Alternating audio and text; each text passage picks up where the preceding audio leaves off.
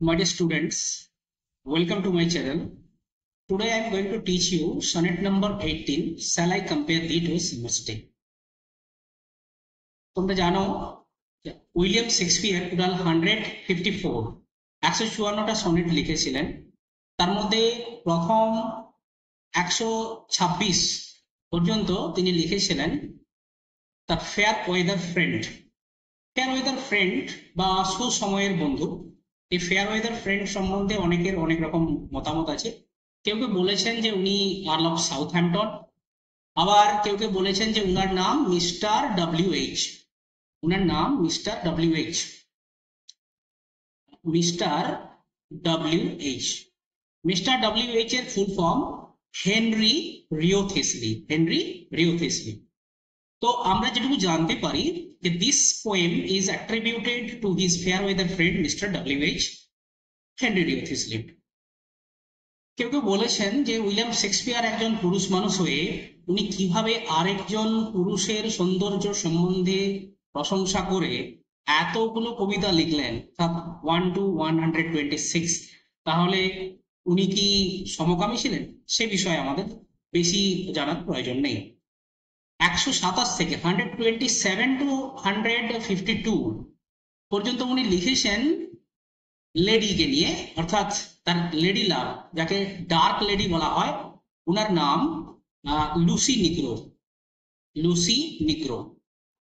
126 থেকে 126-এর পর মানে 127 থেকে 152, 127 to 152 number sonnet is attributed to Lucy Negro, who was the dark lady.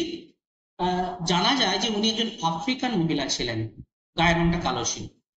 এবং বাকি যে দুটো সনেট 153 and 54 সেটা সেকুলার। সেকুলার কথার অর্থ কি? ধর্ম নিরপেক্ষ, অর্থাৎ তিনি কোনো বিশেষ ধর্মকে নিয়ে লিখেননি, এটি ধর্ম নিরপেক্ষ দুটো সনেট। আজকে আমরা পড়তে চলেছি shall I compare thee to a summer's day, যেটা সনেট নাম্বার 18, যেটা শেক্সপিয়ার তার সনেট সিরিজে তিনি লিখে দিয়ে গেছেন, এবং এটার নাম্বার সনেট নাম্বার 18। এটা লিখে কাকে অ্যাট্রিবিউট করা আছে? মিস্টার ডব্লিউ.এইচ। এটা বর্তমানে এসএসসি সিলেবাসে আছে। এসএসসি ওয়েস্ট বেঙ্গল এসএসসি যে পরীক্ষা হতে চলেছে তাতে পুরনো সিলেবাস অনুসারে এই চ্যাপ্টারটি আছে। আমি শুরু করছি। Sonnet number 18, shall I compare thee to summer's day by William Shakespeare. কবি বলছেন, shall I compare thee to a summer's day, thou art more lovely and more temperate. Shall I compare thee to summer's day? First line, shall I compare thee to a summer's day? ওহে বন্ধু, ওহে mister ডব্লিউ.এইচ, আমি কি তোমাকে গ্রীষ্মের দিনের সাথে তুলনা করব? আমরা জানি যে ফরেন দেশে, বিদেশে, যেখানে শীতের দেশ, সেখানে গ্রীষ্মকালটা খুব মধুর। কারণ কি? বেশিরভাগ সময় ওখানে বরফ জমে থাকে। এই সময়টা যেটাকে গ্রীষ্ম বলা হচ্ছে, যেটা অ্যাকচুয়ালি আমাদের দেশে কিন্তু বসন্ত, যেটা স্প্রিং সিজন। তো ওদের দেশে গ্রীষ্মকাল কিছুটা আনন্দের। সেজন্য বলেছে, ওহে বন্ধু, আমি কি তোমাকে বা আমি কি তোকে গ্রীষ্মের দিনের সাথে তুলনা করবো? Shall I compare thee to summer's day? Rhetorical interrogation. In the first line of the sonnet, William Shakespeare has given the question mark. This is a style of interrogation, or better known as rhetorical interrogation. Rhetorics, ছন্দ এবং যে অলংকার শাস্ত্র, ছন্দ রেটোরিক্স, অলংকার figure of speech, বা যাকে আমরা রেটোরিক্স বলে দেখি, আর অলংকার রেটোরিক্স, ফিগার অফ স্পিচ, ছন্দ প্রসোডি। সামার্স ডে, গ্রীষ্মের দিন। আমি কি বন্ধু তোকে গ্রীষ্মের দিনের সাথে তুলনা করব? দাও আর্ট, হিয়ার দাও, দাওটা আর্কেইক ওয়ার্ড, প্রাচীন শব্দ। দাও কথার অর্থ you. You are, thou means you. You art, art means are. You are more lovely and more temperate. না, তুই বা তুমি আরো বেশি লাভলি, আরো বেশি সুন্দর, আরো বেশি টেম্পারেট। টেম্পারেট মানে সহনশীল, সহ্য করা যায় যেটা, নাতিশীতোষ্ণ, moderate. You are more temperate. না বন্ধু, তুমি গ্রীষ্মের দিনের থেকে আরো বেশি নাতিশীতোষ্ণ। Neither too hot nor too cold, তুমি আরো বেশি সুন্দর। তার মানে উইলিয়াম শেক্সপিয়ার তার বন্ধুর সৌন্দর্যকে অনেক বেশি সুন্দর বলেছেন। কার থেকে? না, সামার্স ডে থেকে। এমনিতে সামার সিজন, সামার ডে ওদের দেশে খুবই আনন্দের সিজন একটা, কিন্তু এখানে বলেছে যে তোমার সৌন্দর্য আরো বেশি, আরো ভালো আমাদের গ্রীষ্মের দিনের থেকে। আমাদের মোহাম্মদ রফির একটি গান আমরা শুনে থাকি জিনে কি রাহ সিনেমার উপরে। গানটি আনে সে উসকি আয়ে বাহার, জানে সে উসকি जाए বাহার, বড়ি মস্তানি হ্যায় মেরি মেহবুবা। গানটির আইডিয়া সম্ভবত এই কবিতা থেকে নেওয়া হয়েছে বলে আমার মনে হয়। কারণ কি, ওখানেও বন্ধুর সৌন্দর্যের কথা বলা আছে। বন্ধু এলেই যেমন করে বাহার আসে, বাহার বসন্ত সুন্দর ঋতু আসে, সেরকম। Rough winds do shake the darling birds of May. Rough winds বলছে না বন্ধু, গ্রীষ্মকাল কিছুটা খারাপ। গ্রীষ্মকালে আমরা রাফ উইন্ড দেখতে পাই, এলোমেলো বাতাস, বিভিন্ন দিক থেকে বাতাস আসে, ঝড়ের মতো বইতে থাকে, ডুসে ঝাঁকিয়ে দেয়, নাড়িয়ে দেয় কি, the darling birds of May. Darling birds, darling প্রিয়, পছন্দের, খুব সুন্দর। বার্ডস, বার্ডস কথার অর্থ ফুলের মুকুল, ফুলের কুঁড়ি। মে মাসে যে সমস্ত ফুলের কুঁড়িগুলো আসে, সেই ফুলের কুঁড়িগুলোকে রাফ উইন্ড সেক করে দেয়, ঝাঁকিয়ে দেয়, ফেলে দেয়, নাড়িয়ে দেয়, গাছ থেকে ঝরে পড়ে যায়।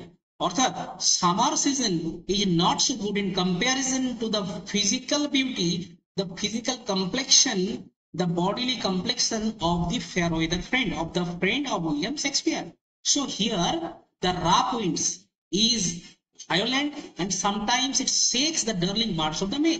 তার মানে তার মধ্যেও কিছু খারাপ গুণ আছে, যে গ্রীষ্মকালে ঝোড়ো বাতাস বইতে থাকে এবং ঝোড়ের বাতাস এসে এই ফুলকুড়িগুলোকে ফেলিয়ে দেয়, খারাপ।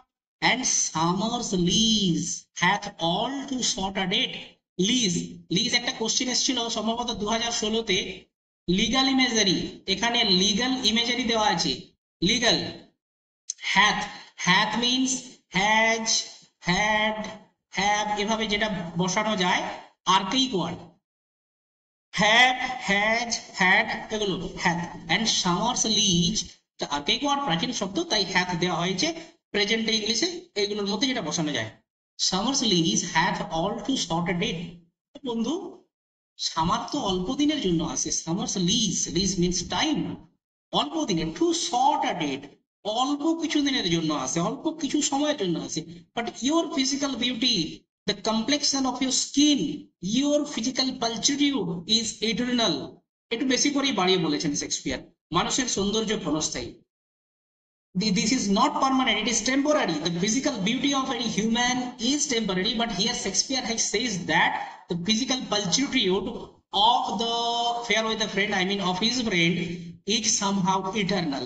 It is a type of exaggeration. Sometimes too hot the eye of heaven shines. বলেছে বন্ধু, গ্রীষ্মকালে কিছু কিছু সময় সামটাইমস টু হট, অনেকটা বেশি গরম দেয় কে, the eye of heaven. Eye of heaven কে, sun, eye of heaven sun. এখানে রেটোরিক্স কি লাগানো আছে, ফিগার অফ স্পিচ কি লাগানো আছে, পেরিফ্রেসিস, পেরিফ্রেসিস or circumlocution, circumlocution. I am using the pen tab for the first time, that is why my handwriting is not so good. Kindly I am trying to do it better next time. Eye of heaven shines, here eye of heaven is the sun. ঘুরিয়ে ফিরিয়ে বলা হচ্ছে স্বর্গের চোখ, মানে কি, স্বর্গের চোখ মানে সূর্যকে বলা হচ্ছে। বলছে কিছু কিছু সময়, গ্রীষ্মের কিছু কিছু সময় সূর্য খুব বেশি কিরণ দেয়, টু হট, অনেক বেশি গরম হয়ে যায়, অনেক বেশি তাপ পাওয়া যায়। But your complexion, your physical beauty does not have any flaw, কোন রকম ভুল ত্রুটি দোষ কিচ্ছু নেই, তোমার সৌন্দর্য ইটার্নাল, অতীব সুন্দর তুমি। And often is his gold complexion dimmed. Here his means suns. বলছে কিছু কিছু সময় সূর্যের যে gold complexion, the colour of the sun, yellowish colour, যেটাকে গোল্ড কমপ্লেক্সন বলা হয়েছে, ডিমড, ডিমড মানে ম্লান হয়ে যায়, মৃদু, ওয়েন, লেসেন, কিছুটা তার যে ব্রাইটনেস খারাপ হয়ে যায়, মেঘ ঢাকা পড়ে যায়, কিছু সময় মেঘ আসে, মেঘের কারণে সেই কমপ্লেক্সনটা ডিম হয়ে যায়। কিন্তু তোমার সৌন্দর্যের বন্ধু কখনোই ডিম হয় না, তোমার সৌন্দর্য একই রকম, ever glazing. and every fair from fair sometime declines. ওহে বন্ধু, এটা আমাদের প্রকৃতির নিয়ম, সৌন্দর্য থেকে সৌন্দর্যের যে গুণ সেটা হারিয়ে যায়। যে মানুষ আজকে সুন্দর, তার কাছ থেকে সৌন্দর্য কিছুদিন পরে ঝরে যেতে পারে, কমে যেতে পারে। সে কারণে every fair from fair sometime declines, সমস্ত সুন্দর জিনিস থেকে সৌন্দর্য হারিয়ে যায়। এখানে তিনটে এফ দেখতে পাচ্ছি আমরা। রিপিটেশন, ফিগার অফ স্পিচ কি? রিপিটেশন, REPITITI1, রিপিটেশন, or এর নাম অ্যালিটারেশন, রিপিটেশন or অ্যালিটারেশন। আবার ফেয়ার অ্যান্ড ফেয়ার দুটো ওয়ার্ড রিপিট হয়েছে, প্যালিলজিও বলা যেতে পারে, palilogy. Every fair from fair sometimes declines, কিছু কিছু সময় বন্ধু কি হয় না সৌন্দর্য থেকে সুন্দর জিনিসটা ঝরে পড়ে। By chance or nature changing course untrimmed, কিভাবে ঝরে পড়ে? বাই চান্স, হঠাৎ করে হতে পারে, or nature changing course untrimmed, প্রকৃতির যে পরিবর্তিত রূপ সেটা আনড্রিমড। আনড্রিমড মানে যাকে কেটে বাদ দেওয়া যায় না। It means that the rule of the nature is untrimmed. By chance কারো সাথে কোনো সুন্দর মানুষের দুর্ঘটনা ঘটতে পারে বাই চান্স, সেখান থেকে তার সৌন্দর্য সারা জীবনের জন্য চলে যেতে পারে। অথবা সেই সুন্দর সুন্দরী মানুষটি যখন বয়স্ক হবে, বুড়ো হবে, তখন তার মধ্য থেকে সৌন্দর্য চলে যাবে। তাই nature changing course, nature changing course, যখন মানুষ বয়স হয়ে যাবে তখন চলে যায়। আর by chance generally by accident. তাই বলেছে যে হঠাৎ করে বা প্রকৃতির পরিবর্তনের মাধ্যমে রূপ সৌন্দর্য সময়ের সাথে সাথে ধ্বংস হয়ে যায়। But the eternal summer, thy means your, তোমার, আর্কেই গড, প্রাচীন শব্দ। But your eternal summer shall not fade, ওহে বন্ধু তোমার ইটার্নাল সামার, এখানে সামার কথার অর্থ সামারকে ঘুরিয়ে ফিরিয়ে তার কমপ্লেক্সনের কথা বলা আছে, ফেয়ার কমপ্লেক্সন, অর্থাৎ ফর্সা যে রূপটা সেটার কথা বলা আছে। শ্যাল নট ফেড, না বন্ধু তোমার সৌন্দর্য, তোমার গায়ের রং, তোমার কমপ্লেক্সন কখনোই ফেড হবে না। ফেড মানে ম্লান হয়ে যাওয়া, কমে যাওয়া, বিবর্ণ হয়ে যাওয়া, ফ্যাকাসে হয়ে যাওয়া, কখনোই কমবে না। Nor lose possession of that fair thou owest, বন্ধু তুমি কখনোই, তুমি যে পজিশন করে আছো, অধিকার, owner, you are the owner of the physical beauty, dark fair complexion, you are the owner of this fair complexion, the skin of the fair complexion, you will not lose, তুমি কখনোই হারাবে না, তোমার কাছ থেকে সৌন্দর্য কখনোই যাবে না। of that fair the west, west means এটাও প্রাচীন শব্দ যার অর্থ thou means you, owest mean ownership, ownership. বন্ধু তোমার মধ্যে তুমি যে সৌন্দর্যের অধিকারী সেই সৌন্দর্য কখনোই যাবে না। Nor shall death brag thou wanderest in his shade, ওহে বন্ধু কখনোই মৃত্যু অহংকার করতে পারবে না। ব্র্যাগ মানে অহংকার করা, কখনোই মৃত্যু অহংকার, এখানে স্যাল ডেথ, ডেথ এর ডি ক্যাপিটাল হওয়া উচিত ছিল। এখানে ডেথ কথার অর্থ যমরাজ, বা যাকে আমরা বলছি যে মৃত্যুর পরে যিনি মৃত্যুর দেব, দেবতা, দেবী যাই থাকুক না কেন তার কথা বলা হয়েছে।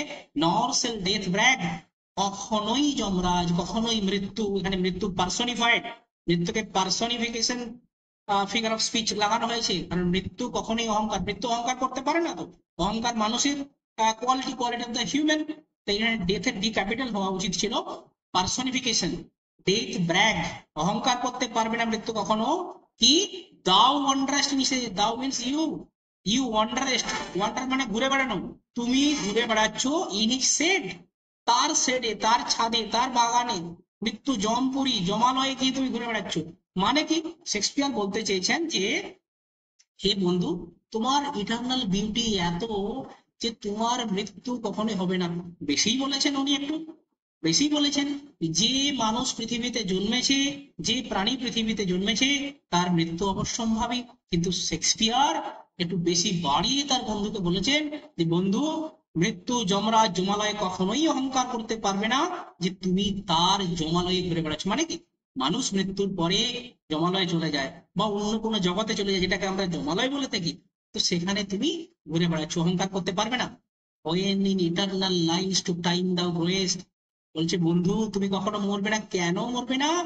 In eternal lines to time thou growest, eternal lines এর মাধ্যমে কাকে বোঝানো হয়েছে?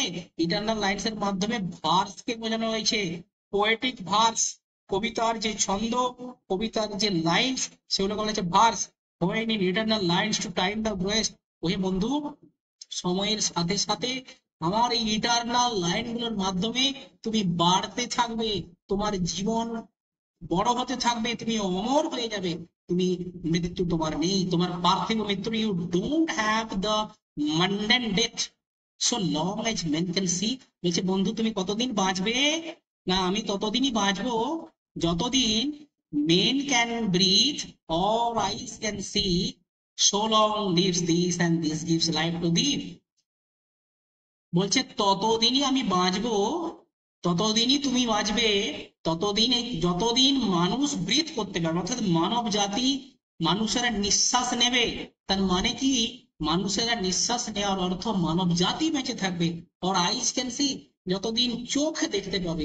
চোখ দেখতে পাবে মানে কি, মানুষের যতদিন রেশনালিস্টিক ভিউ, তার অ্যাটিটিউড, তার মধ্যে, মানুষের মধ্যে যে তার স্পিরিচুয়াল আইডেন্টিটি, তার যে রেশনাল আইডেন্টিটি থাকবে, ততদিন মানুষ তোমার এই আমার কবিতার মাধ্যমে তোমার কথা জানতে পারবে, ততদিন তুমি বেঁচে থাকবে। সো লং লিভস দিস, ততদিন তুমি বেঁচে থাকবে, and this gives life to দি, এবং এটা তোমাকে জীবন দিতে থাকবে। দিস মিনস কি, verse, lines of the verse, এই কবিতার যে লাইনগুলো, সে লাইন ততদিন তোমাকে জীবন দিতে থাকবে। এখানে মেন ক্যান ব্রিথ, মানুষের মাধ্যমে, মানুষের নিঃশ্বাসের মাধ্যমে মানব জাতিকে বোঝানো হয়েছে, আইজের মাধ্যমেও মানব জাতিকে বোঝানো হয়েছে। আর এই সো লং দুটো লাইনেই সেম ওয়ার্ড রিপিট হয়েছে, এর নাম anaphora, poetic device anaphora or epanaphora, epanaphora. এই দুটোকে কি বলা হয়, couplet, last two lines couplet, concluding couplet অনেক সময় বলা হয়, কনক্লুডিং, কনক্লুডিং কাপলেট। আর উপরের দিকে এই মাঝখানে যে সমস্ত, আমি একটু ইরেজ করে দিই তারপরে বলছি, যে সমস্ত আমাদের কোয়াট্রেন গুলো আছে, সেই কোয়াট্রেন গুলোর মধ্যে যে একটা লাইনের গ্যাপ থাকে তাকে আমরা কি বলি, সেজুরা। অর্থাৎ প্রতি 4 লাইনের পরে আমরা একটা গ্যাপ দেখতে পাই, এখানে একটা গ্যাপ আছে, গ্যাপ অফ 1 লাইন, একে বলা হয় সেজুরা, CAESURA। লাস্টের দুটো কাপলেট এবং প্রত্যেকটা 4 লাইনস, একে কি বলা হয়, কোয়াট্রেন, কোয়াট্রেন। আর সাডেন চেঞ্জ অফ থট, এই 12th লাইন থেকে যখন আমরা 14th লাইনে এলাম, সাডেন চেঞ্জ অফ থট, তাকে বলা হয় ভোল্টা, সাডেন চেঞ্জ অফ থট, ভোল্টা। তাহলে আশা করি এই কবিতাটা বুঝতে পারলে। আমি এর এমসিকিউ কোশ্চেন নিয়ে পরের এপিসোডে আসছি। তাহলে কবিতাটাতে কি হলো না, William Shakespeare has attributed this poem to his fair weather friend Mr. W.H. He has depicted the physical beauty, the physical beauty, physical pulchritude, the good complexion, the fair complexion of his friend, which is eternal, and it is not comparable to the good season like summer. Summer also has some type of the flaws, some type of drawbacks, but his friend's beauty doesn't have. So William Shakespeare wanted to immortalize his friend's beauty through the lines of the verses. At the concluding couplet, he said that so long as men can breathe or eyes can see, so long lives this and this gives life to thee. যতদিন এই পৃথিবীতে মানুষ বেঁচে থাকবে, যতদিন এই পৃথিবীতে মানুষ নিঃশ্বাস নেবে, চোখে দেখতে পাবে, ততদিন এই কবিতা তোকে জীবন দিয়ে যাবে, ততদিন এই কবিতা মানুষের মধ্যে বেঁচে থাকবে। Thank you very much. Please subscribe my channel and wait for the next episode. Thank you.